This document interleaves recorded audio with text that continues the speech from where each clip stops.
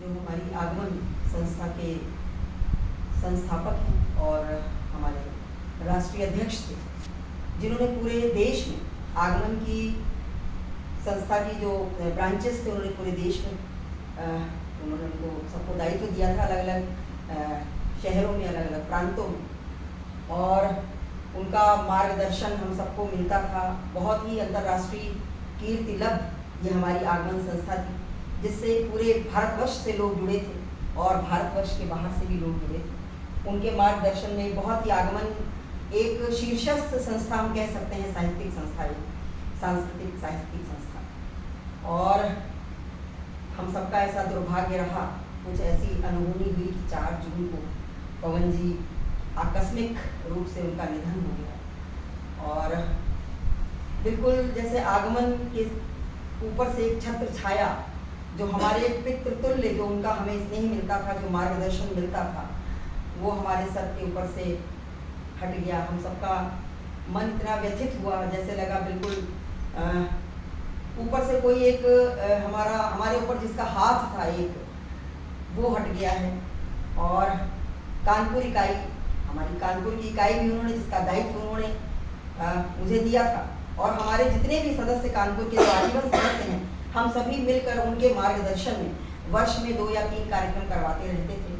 और 4 जून को जब अचानक वो हम सबको छोड़ के चले गए, तो हम लोग बिल्कुल स्तब्ध रह गए, निशब्द रह गए, विश्वास नहीं हुआ, ऐसी अविश्वसनीय घटना।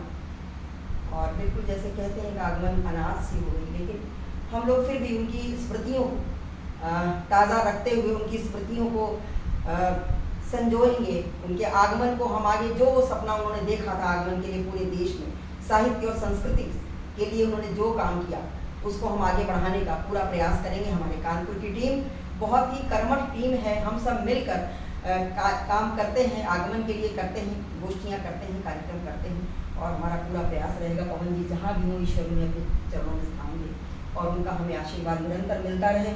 वो जहाँ भी होंगे, उनका संबल, उनका आशीर्वाद, उनका आशीष हम सबके साथ रहेगा, और हमारा पूरा प्रयास रहेगा कि हम उनके सपनों को साकार करें।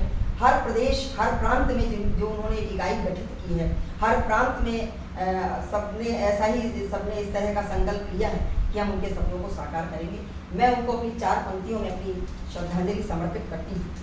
कहती हूँ कि साहित्यिक नभ का ज्योतिर्पुंज, साहित्यिक नभ का ज्योतिपुंज सदियों तक वर्धमान होगा, साहित्यिक नभ का ज्योतिपुंज सदियों तक वर्धमान होगा, और कविता इतिहास के पन्नों में कविवर का यशोगान होगा।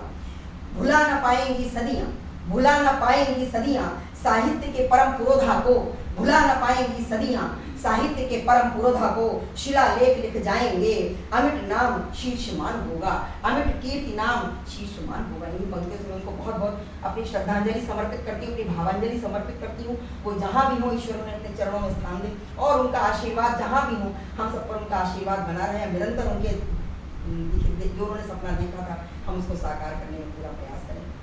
बहुत प्रणाम।